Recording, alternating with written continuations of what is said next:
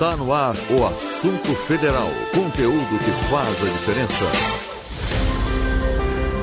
Olá, ouvinte, hoje é sexta-feira, 14 de março de 2025. Seja bem-vindo ao Assunto Federal, que traz sempre muita informação e prestação de serviço para você.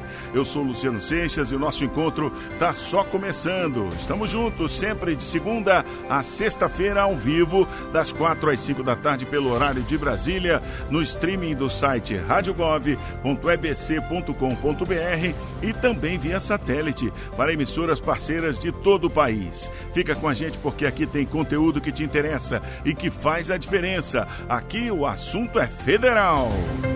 Com trabalhos técnicos do José Alves e a produção da equipe da Rádio Gov, da empresa Brasil de Comunicação EBC, a gente começa agora com o nosso Giro de Notícias.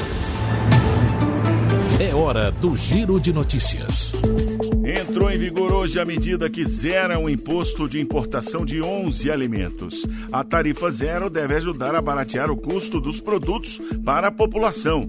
A medida foi aprovada ontem pelo Comitê Executivo de Gestão da Câmara de Comércio Exterior, a CAMEX, durante uma reunião extraordinária. Vamos saber mais na reportagem de Nazi Brum. Formado por 10 ministérios, o Comitê Executivo de Gestão da Câmara de Comércio Exterior aprovou a redução a zero do imposto de importação de 11 alimentos. São eles carne, café torrado, café em grão, milho, azeite, óleo de girassol, açúcar, massas, biscoitos, sardinha e óleo de palma. A medida é para reduzir a inflação dos alimentos e passa a valer a partir desta sexta-feira, dia 14 de março.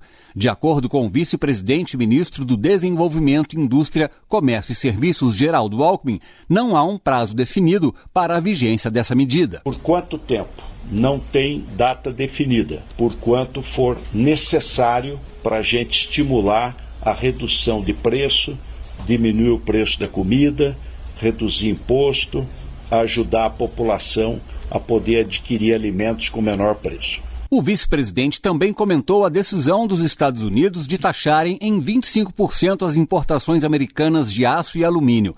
A medida foi adotada para todos os países, mas para Alckmin não deveria ser aplicada ao Brasil. Nós entendemos equivocada, porque primeiro o Brasil não é problema na questão comercial para os Estados Unidos. Os Estados Unidos têm déficit comercial no mundo, mas não tem com o Brasil. Ele tem superávit comercial. Nesta sexta-feira será realizada uma reunião técnica do Comitê de Cooperação Econômica Brasil-Estados Unidos para discutir o assunto. As conclusões serão repassadas ao presidente Lula.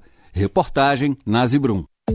São 11 alimentos, a tentativa é baixar o preço dos alimentos porque todo mundo está reclamando, né? Então, começa com carnes congeladas, desossadas de bovinos. A alíquota era quase 11%, 10,8%, passou para zero. Então, né, é uma facilidade. Café, torrado e não torrado, todo mundo reclamando, café tá caro, café isso e aquilo. Então, café torrado não descafeinado, né? E também se não for aquele de cápsula, né, para máquinas, esses aí não baixaram a alíquota, mas o café torrado não descafeinado passou de 9% para 0%. O café não torrado, não descafeinado em grão passou também de 9% para 0%. O milho em grão 7,2% para 0%. Massas alimentícias não cozidas, não recheadas, o macarrão, né? Vamos no popular, o macarrão, se não for recheado, está liberado, 14,4% era a importação, agora 0%. Bolachas e biscoitos também passando de 16,2% para 0%. Azeite de oliva, há quanto tempo o pessoal está falando, azeite está caro? Ih, está caro mesmo, está caríssimo, né? Nem todo mundo usa, até porque não pode, né? Mas passou aí de 9% para 0% o azeite extra virgem de oliva. Óleo de girassol também baixou de 9% para 0% a importação. Alíquota zero de importação também no óleo de palma. Aí tinha uma cota lá de 60 mil toneladas, passou para 150 mil toneladas de óleo de palma pelo prazo de 12 meses, né? Alíquota de importação 0%. Aí você fala, o que eu faço com óleo de palma? Eu nunca nem vi, como diria o Zeca Pagodinho, mas o óleo de palma, ele é muito, muito, muito usado na indústria alimentícia, para fritar as coisas, para refogar, para assar, para fazer bolos, para fazer tortas industriais, para fazer margarinas, creme, sorvete, biscoito, chocolate, recheio. Então entra num bocado de coisa, né? Alíquota zero para óleo de palma. Açúcar de cana, 14,4% era a alíquota de importação, passou para zero. Preparações e conservas de sardinhas, aquelas latas de sardinhas, né? Inteiras ou em pedaços, essa que passou de 32% para zero. E olha que sardinha é um negócio é um super alimento, né? Super saudável. Então, foi estabelecida aí uma alíquota de 0% até 7.500 toneladas por ano para a sardinha. Não é possível que agora não baixe o preço dos alimentos, né? Bom, a gente vai estar acompanhando e comentando todos os dias com você aqui no Assunto Federal. Seguindo, a população de 559 cidades recebeu um reforço aí na frota de serviço de emergência, o SAMU, né? Ao todo foram entregues hoje 789 novas ambulâncias durante um evento com o presidente Lula em Sorocaba, São Paulo. O presidente da República, Luiz Inácio Lula da Silva, e o vice-presidente Geraldo Alckmin participaram nesta sexta-feira, 14, da entrega de 789 novas ambulâncias do Serviço de Atendimento Móvel de Urgência SAMU 192. O investimento de R$ 243 milhões faz parte do novo PAC e tem como meta renovar a frota e garantir cobertura universal até 2026. Dessas unidades, 703 substituem veículos em 501 cidades de 13 estados, enquanto 86 ambulâncias avançadas ampliam o serviço para 72 municípios de 17 estados. Segundo números do governo federal, o SAMU passa a atender agora mais de 20 milhões de pessoas. Desse total, 1.700.000 são de novos beneficiários do 192. A cobertura nacional sobe para 89% da população. Segundo o governo, entre 2019 e 2022, foram entregues 366 ambulâncias. A meta é levar a cobertura do SAMU para mais de 90% da população até o final de 2026. Da agência Rádio Gov em Brasília, Claudimário Carvalho. E está chegando a hora de entregar a declaração do Imposto de Renda 2025. O prazo começa na próxima segunda-feira, dia 17 de março. Dilson Santa Fé tem mais detalhes. O prazo para a entrega da declaração do Imposto de Renda Pessoa Física 2025 começa na próxima segunda-feira, dia 17, e vai até 30 de maio. A Receita Federal espera receber pelo menos 46 milhões de declarações, cerca de 3 milhões a mais que no ano passado. O programa gerador da declaração já está disponível para preenchimento. A partir de 1º de abril vão ser liberados a declaração pré-preenchida e o envio por dispositivos móveis pelo aplicativo Meu Imposto de Renda. Segundo o governo federal, há novidades no programa. A partir desse ano, os dados de contas bancárias no exterior foram incluídos na declaração pré-preenchida após a legislação determinar a tributação de empresas de investimentos em outros países, as chamadas offshores. Além disso, os rendimentos no exterior agora são tributados anualmente, com alíquota de 15%. Houve ainda reajuste nos valores que obrigam a entrega da declaração. O limite de rendimentos tributáveis passou de R$ 30.639,90 para R$ 33.888. Já o de receita bruta para atividade rural subiu mais de 10% em relação a 2024. De acordo com um documento publicado no Diário Oficial da União, as restituições ano base 2024 vão ser efetuadas em 5 lotes de 1º de maio a setembro de 2025 e devem priorizar idosos, pessoas com deficiência ou doença grave, professores e quem optar pelo PIX ou pela declaração pré-preenchida. Da agência Rádio Gov em Brasília, Dilson Santa Fé. E atenção para essa informação, hein? Os aposentados, pensionistas e beneficiários do INSS que receberam até R$ 2.824 mensais em 2024 não precisam declarar o imposto de renda. O informe de rendimentos está disponível no site e aplicativo Meu INSS, pelo telefone 135 ou nos bancos. Tá legal? Então, aposentados, pensionistas e beneficiários do INSS que receberam até R$ 2.824 por mês não precisam declarar imposto de renda. A cúpula da COP30, Conferência das Nações Unidas sobre Mudança do Clima, que vai ocorrer em Belém, no Pará, foi antecipada para os dias 6 e 7 de novembro. Vamos saber os detalhes com Leandro Molina, no Boletim COP30 Brasil. Boletim COP30, informações da Conferência da ONU sobre Mudança do Clima.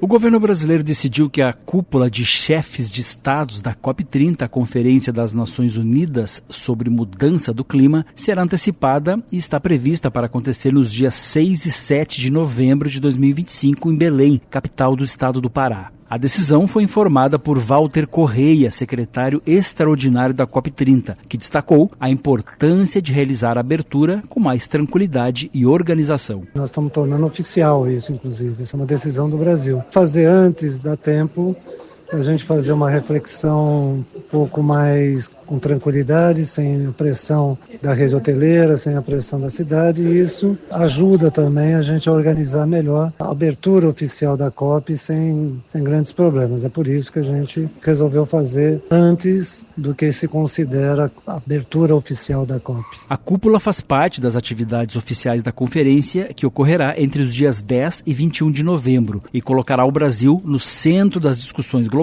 sobre mudança do clima. O governo federal, em conjunto com os governos do Pará e de Belém, trabalha para garantir infraestrutura e acomodações adequadas aos participantes durante os 11 dias de evento. Com mais de 400 anos de história, Belém é um importante centro cultural, econômico e logístico da Amazônia. O Brasil, na Conferência das Nações Unidas sobre Mudança do Clima, conforme carta da presidência brasileira da COP30, busca fortalecer o multilateralismo, conectar a sociedade civil e acelerar a implementação do Acordo de Paris, destacando a importância da cooperação internacional, da ciência e da conservação das florestas para combater a mudança do clima. De Brasília, com informações da COP30, Leandro Molina.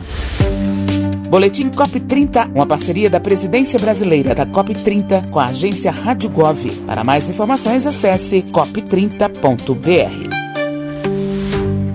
Olha, eu estava conferindo aqui, a COP30 continua marcada para os dias anteriores, que eram 10 a 21 de novembro, né? Isso continua marcado. A cúpula é que foi antecipada, com os líderes se encontrando, então, os dias 6 e 7 de novembro de 2025. A EBC e seus veículos, nosso programa, Rádio Gov, todo mundo vai estar acompanhando muito de perto a COP30 no Brasil. A Agência Nacional de Vigilância Sanitária, Anvisa, emitiu um alerta sobre os riscos de botulismo a partir da aplicação do Botox, um dos procedimentos estéticos mais comuns no Brasil. Olha que coisa é isso aqui, hein? A Anvisa divulgou o aviso após receber 2 notificações de botulismo relacionadas à administração da toxina botulínica. A partir de agora, os fabricantes da toxina serão obrigados a incluir na bula o alerta sobre as chances de contrair a doença, que é considerada grave e que pode inclusive levar à morte por paralisia da musculatura respiratória. Tá aí, então, um alerta importantíssimo da Anvisa, hein? A aplicação de Botox pode provocar botulismo, então fique atento. Nos 2 últimos anos, o governo federal investiu 1 bilhão e 400 milhões de reais na segurança pública. Claudimário Carvalho volta com essas informações. O governo federal investiu 1 bilhão e 400 milhões de reais no Programa Nacional de Segurança Pública com Cidadania, o PRONASSE 2, entre 2023 e 2024. O objetivo é reduzir a criminalidade com ações preventivas e promoção dos direitos humanos. As iniciativas são distribuídas em 5 frentes principais: combate à violência contra mulheres, segurança em áreas vulneráveis, reintegração social de presos e egressos, apoio a vítimas da criminalidade e enfrentamento do racismo estrutural. O programa prioriza 163 cidades que concentraram metade das mortes violentas no país em 2021 e dá atenção especial a jovens de 15 a 24 anos e mulheres. De acordo com informações do governo federal, entre as principais ações destacam-se a construção de 17 casas da mulher brasileira, entrega de 270 viaturas para delegacias especializadas, doação de 400 veículos para guardas civis municipais e qualificação de mais de 140 mil profissionais de segurança. Da agência Rádio Gov, em Brasília, Claudimário Carvalho. E o novo PAC Seleções prevê investimentos para abastecimento de água em centros urbanos no âmbito do Água para Todos. Os municípios com maiores déficits de saneamento devem enviar projetos para ampliar o acesso e melhorar a qualidade dos serviços de abastecimento de água. Com inscrições abertas desde o dia 24 de fevereiro, o novo PAC Seleções 2025 está aberto até dia 31 de março para que gestores enviem seus projetos. Nessa etapa, estão previstos 2 bilhões de reais de investimentos para a melhoria na qualidade do abastecimento de água em centros urbanos. A política faz parte dos esforços do governo federal para o alcance da meta de universalização estipulada no Marco Legal do Saneamento, atender 99% da população brasileira com acesso à água potável de qualidade até 2033, com a universalização do acesso à água no Brasil. O programa Água para Todos visa atender os municípios com maiores déficits de saneamento, com projetos para ampliar o acesso e melhorar a qualidade dos serviços de abastecimento de água. Os empreendimentos levarão água de qualidade para a população, contribuindo para a melhoria da qualidade de vida das pessoas. Podem propor projetos para essa modalidade estados, Distrito Federal, municípios, consórcios públicos ou prestadores públicos de serviços de saneamento para que municípios com domicílios sem abastecimento de água adequado recebam a aplicação do programa. Da agência Rádio Gov em Brasília, Lademir Filipim. E olha essa notícia aqui, um estudo revela que o Bolsa Família ajudou a reduzir em 17% o risco de internações por uso de substâncias.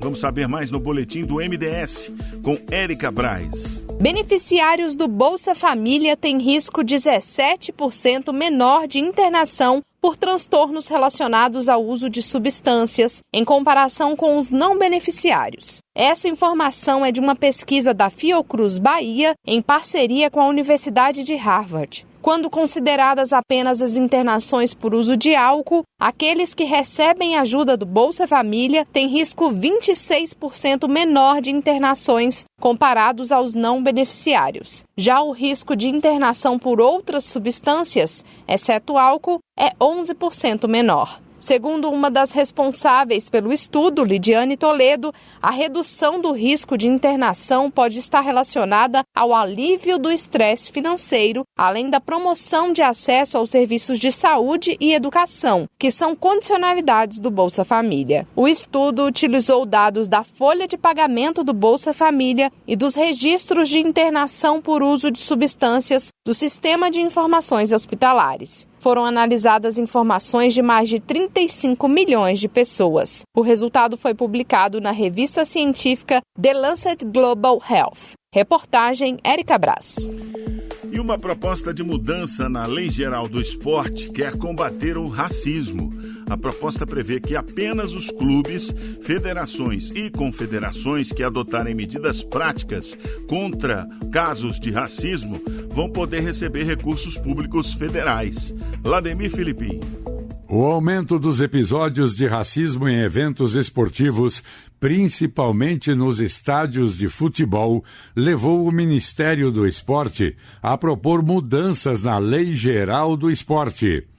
O objetivo, de acordo com a pasta, é combater essa forma de preconceito. A nova exigência obriga clubes, federações e confederações esportivas a adotarem medidas práticas contra o racismo como condição para receber recursos públicos federais. O governo federal destacou que apenas notas de repúdio não são suficientes e que é preciso ações concretas para garantir uma sociedade mais justa e diversa. De acordo com a proposta, quem deixar de cumprir esse novo requisito fica impedido de receber financiamentos. O documento está em fase final de elaboração e vai ser encaminhado à Presidência da República antes de seguir para análise e votação do Congresso Nacional. Da agência Rádio Gov, em Brasília, Vladimir Filipim. E a gente termina o Giro de Notícias de hoje com um alerta para você. Olha, as inscrições para a segunda edição do Concurso Público Nacional Unificado ainda não foram abertas, nem sequer o edital foi publicado. Stefânia Lima conta pra gente. As inscrições para a segunda edição do CPNU, o Concurso Público Nacional Unificado, ainda não começaram. O governo alerta para sites falsos que tentam enganar candidatos e roubar dados pessoais. Golpistas estão divulgando páginas que simulam inscrições, colocando em risco as informações dos usuários. O governo reforça que qualquer novidade sobre o concurso é divulgada apenas nos canais oficiais. Para denunciar páginas falsas, basta acessar falabr.cgu.gov.br e preencher um formulário na opção de denúncia. A plataforma Fala.br recebe denúncias, reclamações, solicitações e outras manifestações e as encaminha para órgãos e entidades do poder público. O serviço é online e está disponível 24 horas, todos os dias da semana. O crime de fraude eletrônica pode resultar em prisão de até 8 anos, além de multa. A pena pode ser aumentada em 1/3 se a vítima for idosa ou vulnerável. Com supervisão de Ana Gabriela Salles, da agência Rádio Gov, em Brasília, Stefânia Lima. O programa Pé de Meia está completando 1 ano. Sonho meu, vai buscar quem tava longe, sonho meu. 1 ano combatendo a evasão escolar e permitindo que os jovens possam sonhar. Já são 4 milhões de beneficiados, recebendo R$200 por mês. E os estudantes que passaram de ano vão receber agora um depósito extra de R$1.000. Sonho meu, sonho meu, vai buscar quem tava longe, sonho meu. O Pé de Meia é um incentivo para você frequentar as aulas e investir nos seus sonhos. Procure a escola mais próxima. Sonho meu, sonho meu. Ministério da Educação, Brasil, União e Reconstrução. Você está ouvindo o Assunto Federal, conteúdo que faz a diferença. E toda sexta-feira, nossa previsão do tempo é diferente aqui no Assunto Federal. Quem nos fala como fica o fim de semana em todo o país é o meteorologista Olívio Bahia, do INMET. Boa tarde, Olívio. Boa tarde, Luciano. Boa tarde, amigos ouvintes da Rádio Gov.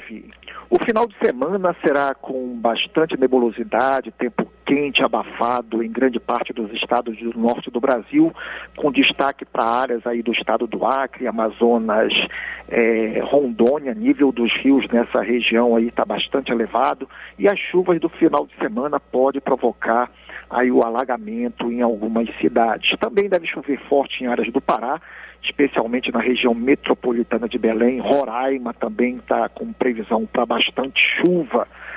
Amapá, a zona de convergência intertropical, vai mantendo o tempo bastante fechado, com as pancadas de chuvas no decorrer do dia, tanto do sábado quanto no domingo. Também, esse mesmo sistema deve manter o tempo também fechado entre o Maranhão, norte do Piauí, Ceará, Rio Grande do Norte e Paraíba, condição para alguns acumulados significativos que podem provocar aí alguns alagamentos, especialmente nas regiões metropolitanas de São Luís e Fortaleza. Já no centro-sul do Brasil, pancadas de chuvas em função do calor e da alta umidade do ar. Essas chuvas podem vir acompanhadas de raios e rajada de vento, especialmente em áreas do Mato Grosso, Goiás e Mato Grosso do Sul. Também no sudeste, a mesma situação, calor e alta umidade do ar mantém o tempo mais fechado ali entre Rio de Janeiro, sul e zona da Mata Mineira, além do extremo sul do estado do Espírito Santo e áreas de São Paulo. Nesses estados não descartamos a ocorrência pontual de queda de granizo, além de rajadas de vento e muitas descargas elétricas.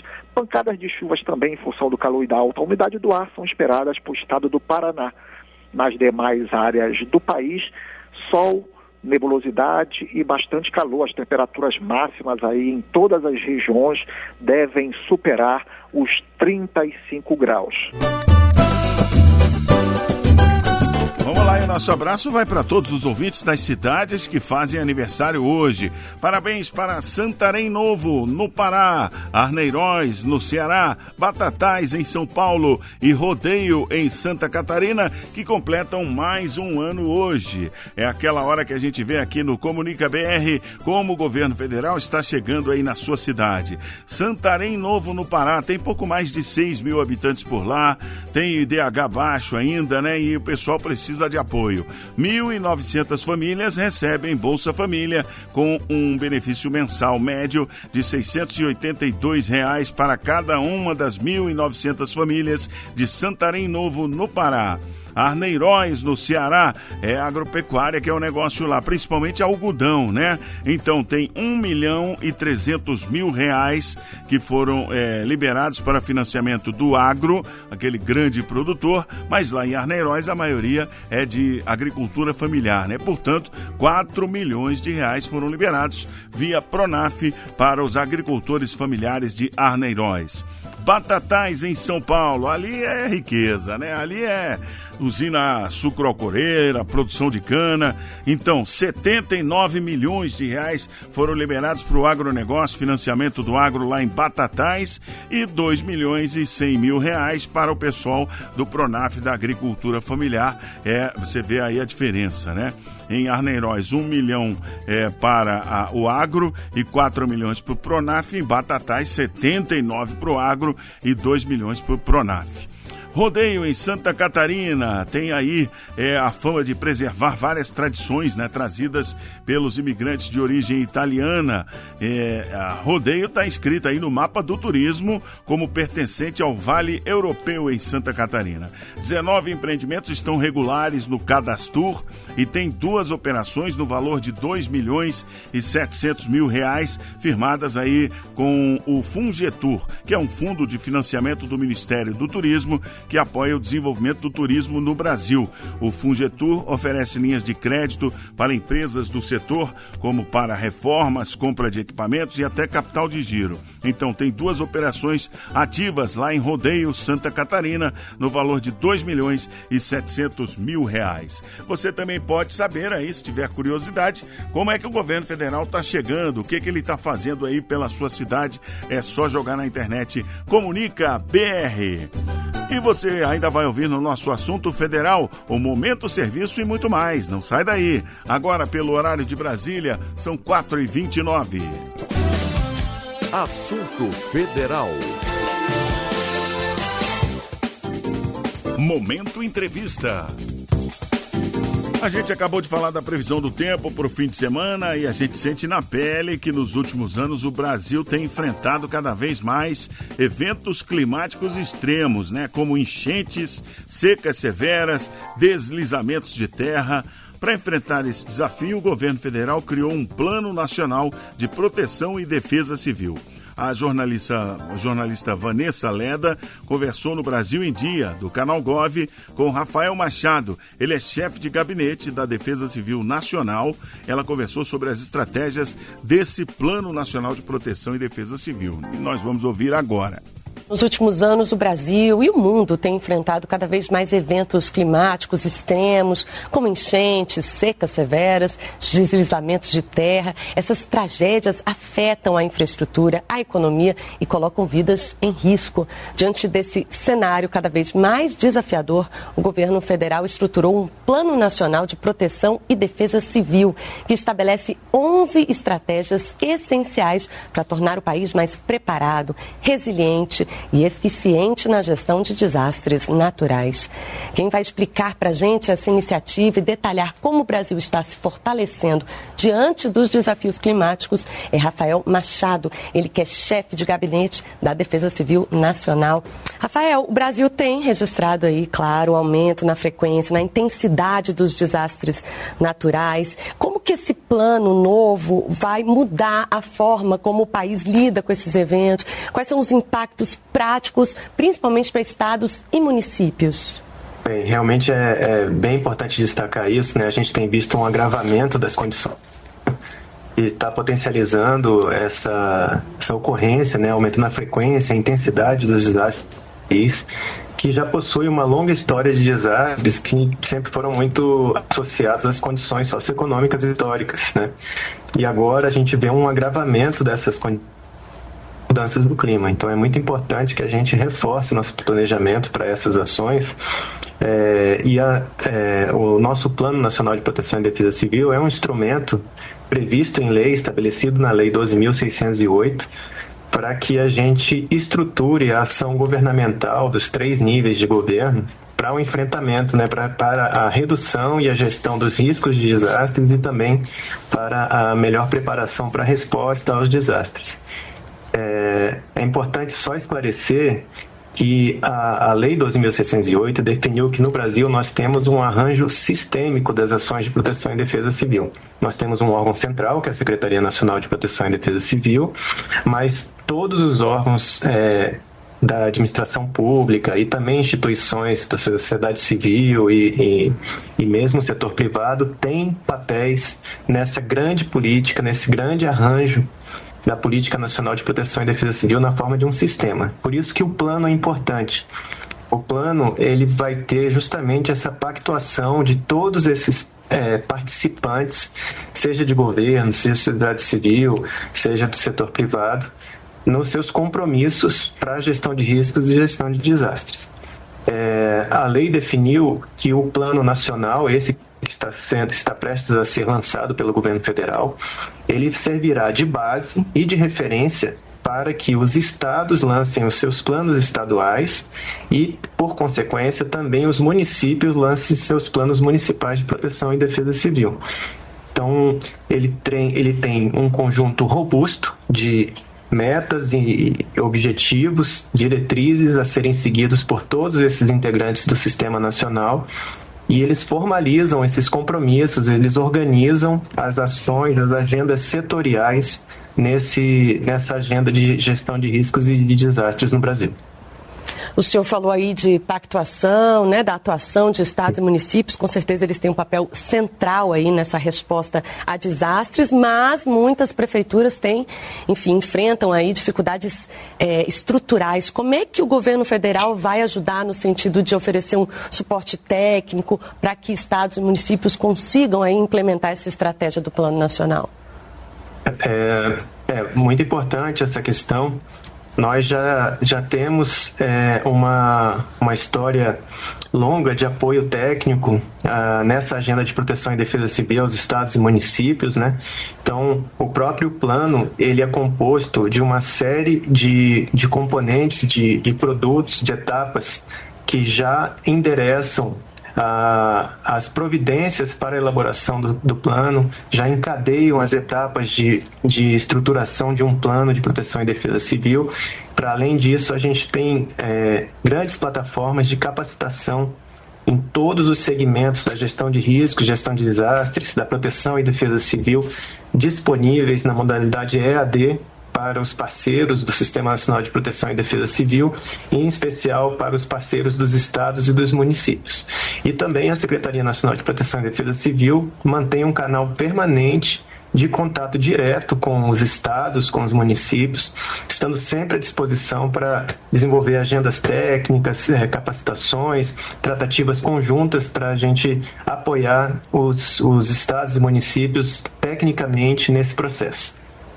Eu acho que é importante também a gente destacar que essa gestão de riscos, ela vai além de uma resposta emergencial, né? E, na verdade, você trazer ali uma prevenção, uma diminuição, você observar antes de acontecer. Um dos pontos altos é justamente você identificar os riscos em curto, médio e longo prazo. Explica para o telespectador o quanto isso é importante, por exemplo, para a formulação de políticas públicas nesse sentido. Exatamente, é cada vez mais importante que a gente consiga se antecipar aos desastres. Historicamente, o Brasil vem sendo muito demandado a responder aos desastres, mas agora a gente precisa ampliar esse escopo, né, e focar na prevenção e na preparação. Nós evoluímos muito nesses últimos anos, tanto na prevenção como na preparação. A gente tem visto os projetos do Defesa Civil abertas, né, as mensagens que a gente tem recebido, a nossa capacidade de monitoramento, que são ações de preparação, e precisamos também conectar todos os atores governamentais para trabalharem juntos na prevenção a desastres. Então, a política de habitação, a política de infraestrutura hídrica, a política de saneamento, por exemplo, são políticas essenciais para essas ações de prevenção aos desastres. E é por isso que a gente precisa ter uma compreensão clara dos cenários de risco que estão presentes no território nacional. O Plano Nacional, em seu capítulo 2, Plano Nacional de Proteção e Defesa Civil, no seu capítulo 2, ele faz esse olhar de curto, médio e longo prazo dos riscos dos desastres mais frequentes no Brasil e leva em conta as tendências de agravamento das mudanças do clima, baseado em modelos científicos, né? Então, a gente tenta prospectar esses cenários que servem de orientação, de diretrizes para políticas públicas que possuem resultados de prevenção a desastres, como essas que eu mencionei, por exemplo, entre muitas outras, que possam planejar e direcionar seus esforços para investimentos, apoio a estados e municípios, desenvolverem ações de implantação dessas medidas de prevenção, observando todos esses cenários que estão dispostos no plano. Maravilha, eu entrevistei Rafael Machado, ele que é chefe de gabinete da Defesa Civil Nacional. Muito obrigada pelos esclarecimentos. Nós que agradecemos, todos nós temos esse importante papel na gestão de riscos e desastres. Estaremos sempre à disposição para prestar o esclarecimento que for necessário. Para ouvir ou baixar esse e outros conteúdos, acesse radiogov.rbc.com.br. Rádio Gov, tudo o que você precisa saber. E hoje tem episódio inédito do Ondas de Inovação. Afinal, numa gestão pública inovadora, como funciona a diversidade e a inclusão na prática? Roda aí, Zé. Olá, é hora de se deixar levar pelas ondas de inovação. Um mergulho para conectar a sociedade e o serviço público brasileiro. Uma produção do Labora Gov, um laboratório de inovação em governo. Você sabia que incluir pessoas diversas e garantir um tratamento igualitário que remova barreiras melhora a qualidade do trabalho que uma equipe entrega? Olá, eu sou a Larissa Valverde, uma baiana de Salvador. Parda, de olhos pretos, cabelos ondulados também pretos, baixinha e magrinha. Sou servidora pública há 11 anos e faço parte do time do Labora Gov. É com muita alegria que serei a anfitriã dessa temporada do Ondas de Inovação. Nesse episódio, vamos descobrir como a diversidade importa. Ela pode melhorar muitos resultados das equipes, porém precisamos de condições adequadas para proporcionar inclusão e acessibilidade. Para começar, vamos ouvir a Paloma Belim. Ela é psicóloga, servidora da carreira de desenvolvimento de políticas sociais e foi uma das pessoas responsáveis por iniciar o projeto de diversidade e gestão inclusiva aqui no laboratório. Oi, eu sou a Paloma Belim, mulher branca de cabelos pretos curtos, olhos verdes e estatura mediana. Com mais de 10 anos no serviço público, eu construí uma longa trajetória na área de gênero e equidade. e pude aprender que pessoas que vêm de vivências diferentes trazem formas diferentes de ver o serviço público. Afinal, um grupo no qual todas as pessoas pensam e são parecidas pouco tem de diversidade e pouco reflete a realidade do nosso país, não é mesmo? É exatamente a diversidade de pensamento que melhora a análise dos problemas vividos pela sociedade. Ou seja, colocar em um mesmo grupo pessoas negras, mulheres, pessoas que não se identificam com nenhum gênero, mais jovens, mais velhas, pessoas com deficiência e sem deficiência. Bom, isso gera mais aprendizado e mais soluções para os desafios enfrentados no cotidiano. Mas atenção! Equipes mais diversas só conseguem se conectar e engajar com lideranças que tenham atitudes inclusivas. Mas como? Você deve estar se perguntando. É simples. As pessoas precisam de um ambiente acolhedor e de segurança para expressar opiniões diferentes. A liderança precisa promover espaços em que as pessoas possam falar e ouvir sem preconceito. Espaços em que possam ter ideias diferentes das ideias das chefias, das ideias dos colegas, que possam ser ouvidos com respeito. E quando falamos sobre diversidade e inovação, não estamos só falando que a diversidade aumenta as chances de inovação, mas também que as ferramentas e as metodologias da inovação podem aumentar a inclusão e a diversidade no setor público.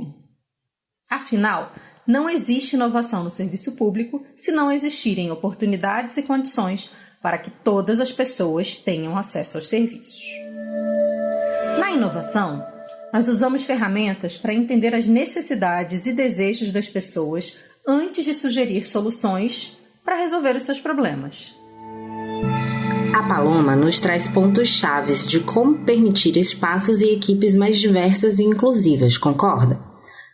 Para entender como na prática isso importa, ouça agora a fala de Preto Zezé, o presidente global da Central Única das Favelas, durante a Semana de Inovação da Escola Nacional de Administração Pública, a ENAP, em 2023.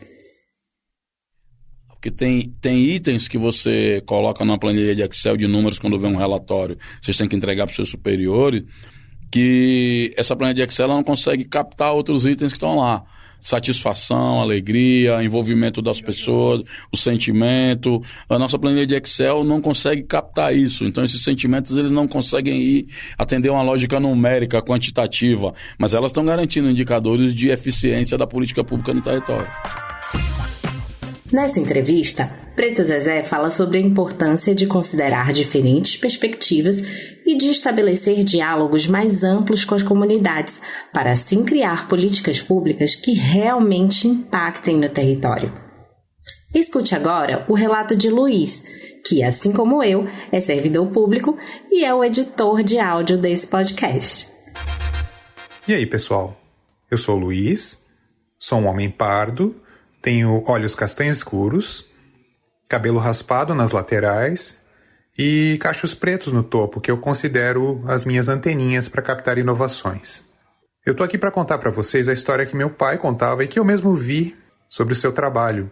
Ele era servidor do antigo INPS, o Instituto Nacional de Previdência Social. Lá dentro, ele trabalhava no Centro de Reabilitação Profissional e fazia parte de uma equipe multidisciplinar que promovia a reintegração de pessoas que sofreram acidentes laborais ao mercado de trabalho. Em alguns casos, eram pessoas com deficiência.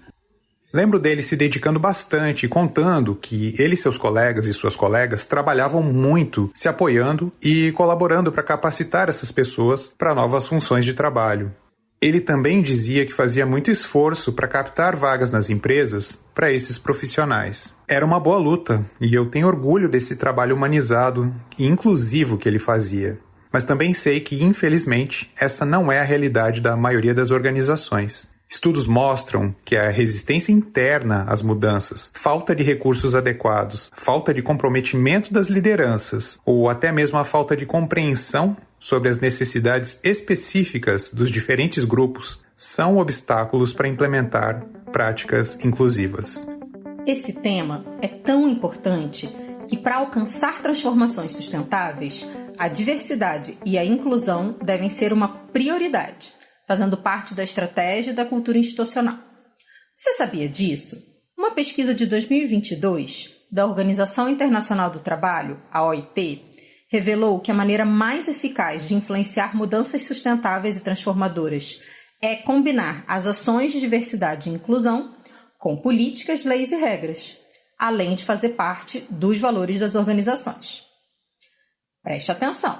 Essas ações devem ser aplicadas em todos os tipos de atuação, abrangendo recrutamento, retenção, desenvolvimento das pessoas e várias outras ações.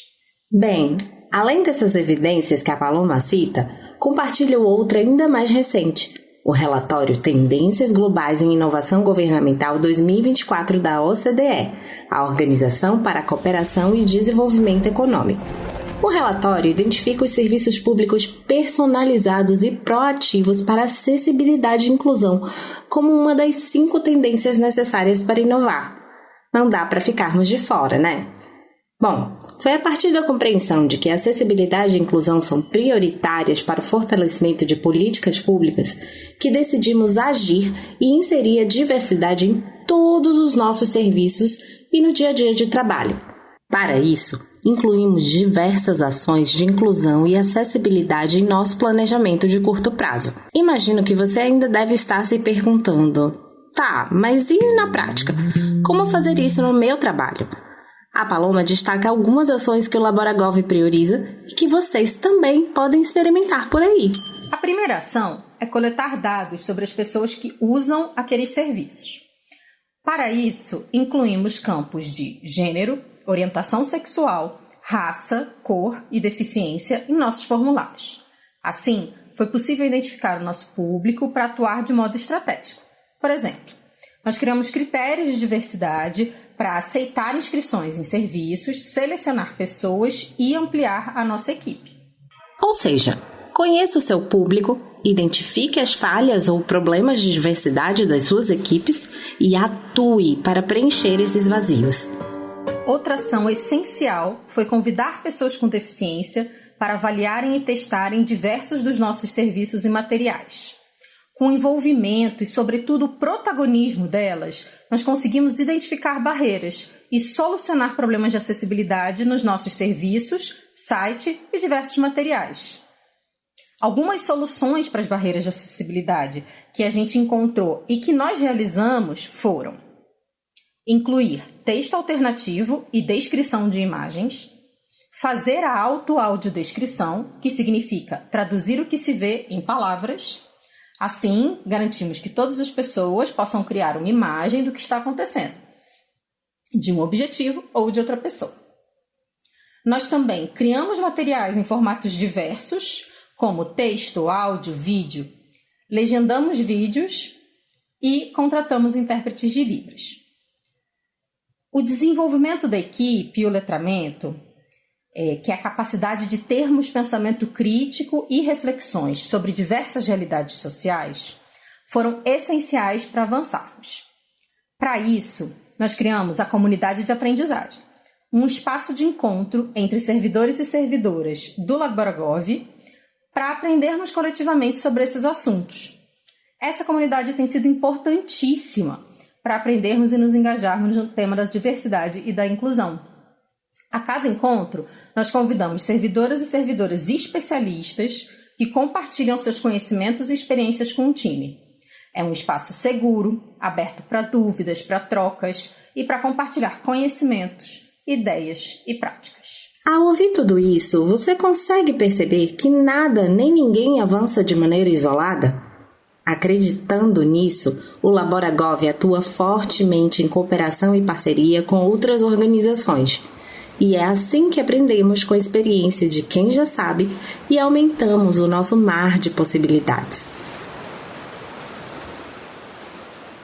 Foi por meio de um estudo, em parceria com a Escola Nacional de Administração Pública, a ENAP, que identificamos que práticas como escuta ativa, que significa ouvir com atenção, demonstrando interesse e compreensão, a criação de espaços seguros e relações interpessoais baseadas no respeito são importantes para fazer a inclusão desses grupos.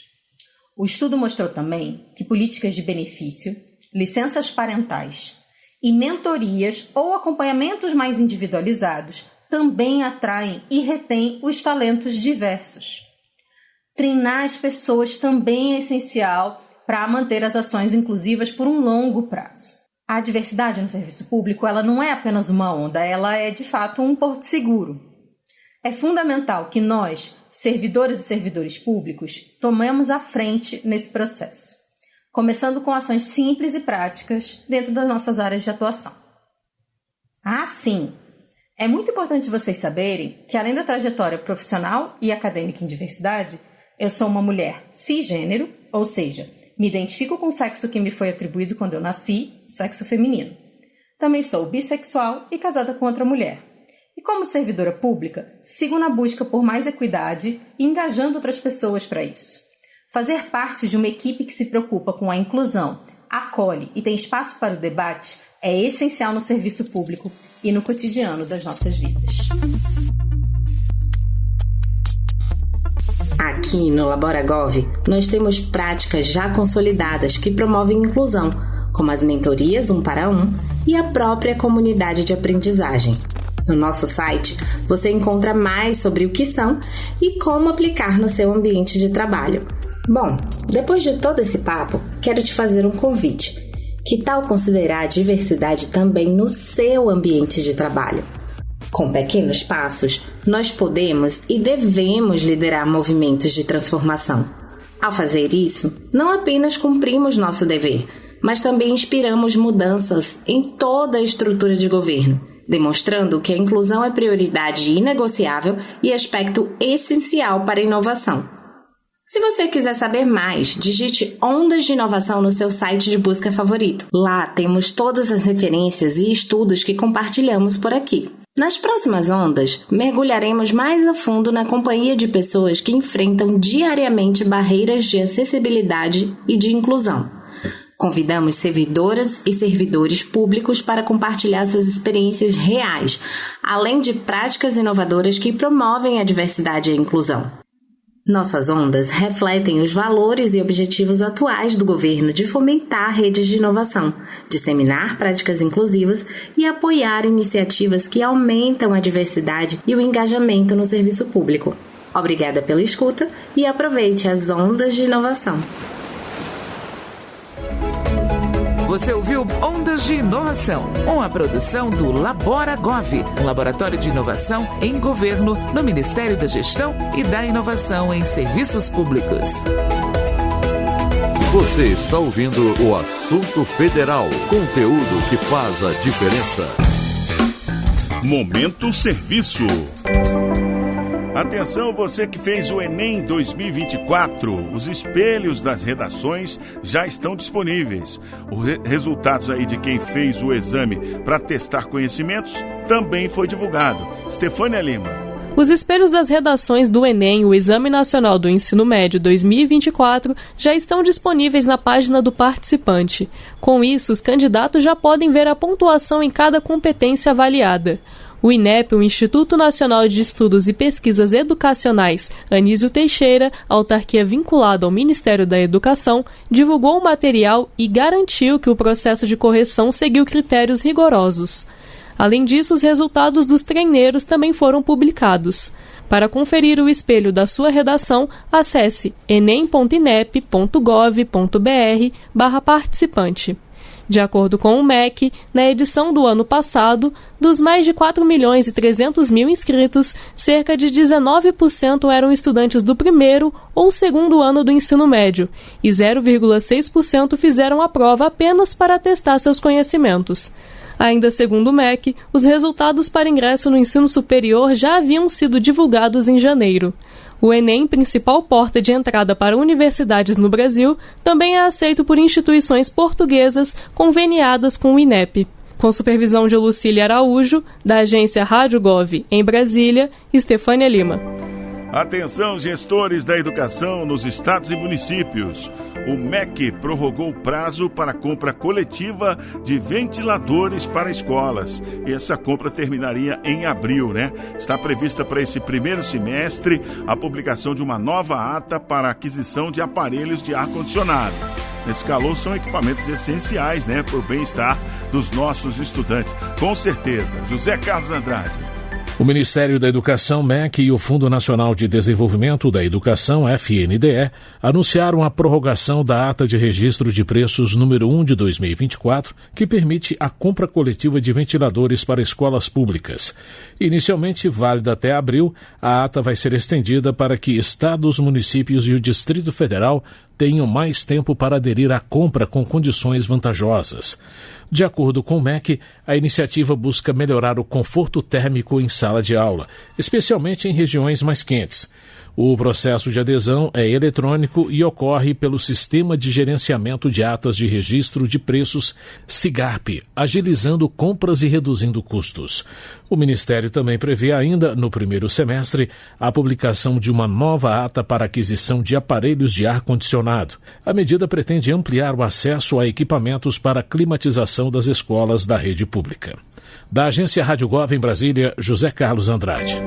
E se a sua cidade tem projetos para a área da saúde, a hora é agora, hein? A segunda etapa do PAC Seleções desse ano oferece inscrições para o Eixo Saúde. Lademir Filipim. O novo PAC Seleções 2025 abriu inscrições no dia 24 de fevereiro, contemplando 7 modalidades no Eixo Saúde. Serão selecionados 19.845 empreendimentos com um investimento total de 5 bilhões e 800 milhões de reais na área da saúde. Deste montante, 1 bilhão 350 milhões de reais será destinado à construção de policlínicas regionais que atuarão como eixos centrais do programa Mais Acesso a Especialistas. Ao todo, serão selecionados 45 projetos para a implantação dessas unidades.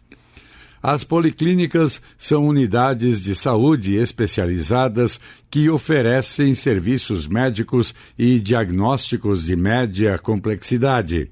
Seu objetivo é ampliar e qualificar o acesso a médicos especialistas e exames complementares, reduzindo filas e agilizando o atendimento para os casos que demandam mais do que os cuidados básicos, mas que não necessitam de internação hospitalar. Podem se inscrever na modalidade Estados, o Distrito Federal e municípios com mais de 100 mil habitantes que atendam macro-regiões de saúde com vazio assistencial absoluto ou parcial de policlínicas regionais. Da Agência Rádio Gov em Brasília, Lademir Filipim. E você já acessou o novo guia sobre o uso de telas por crianças e adolescentes? Esse material gratuito tem uma série de orientações para os pais, professores e toda a sociedade. Se ainda não baixou, saiba como fazer no Boletim MEC de hoje.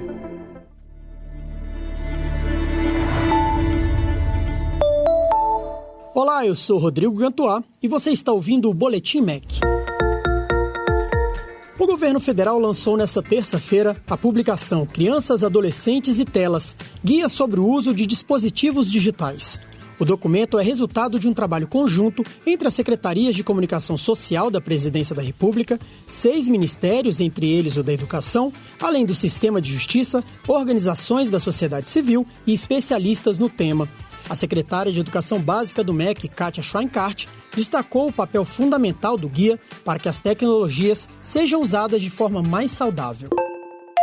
Eu acho que a gente está tendo agora uma grande oportunidade de refazer um pacto social em prol de uma sociedade menos doente, mais sustentável, mais feliz, com interações positivas. E a tecnologia, ela pode ser mediadora de boas coisas. Acho que o guia traz muitas sugestões do que fazer fora das telas e o que fazer com as telas.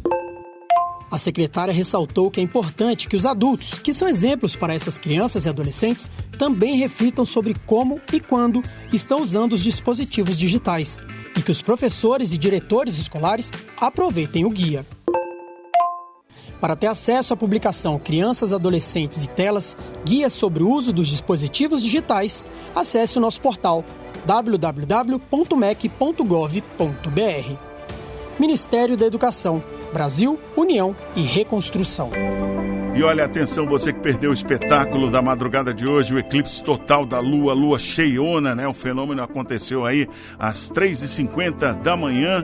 Você tem chance de assistir porque o Observatório Nacional transmitiu tudo ao vivo. Então você tem que procurar lá o canal Observatório Nacional no YouTube e aí procura o vídeo do eclipse total. Eu recomendo, hein? @Observatório Nacional no YouTube. Vale a pena. Sextou, tá chegando o fim o nosso assunto federal. A gente volta a se encontrar na segunda-feira às 4h. Até lá, Rádio Gov, tudo o que você precisa saber. Você acabou de ouvir o Assunto Federal com Luciano Seixas, uma produção da Rádio Gov, da empresa Brasil de Comunicação, EBC, de segunda a sexta às 4h. Fique ligado nas notícias que impactam o seu dia a dia e na prestação de serviço para todo o país. Rádio Gov, tudo o que você precisa saber.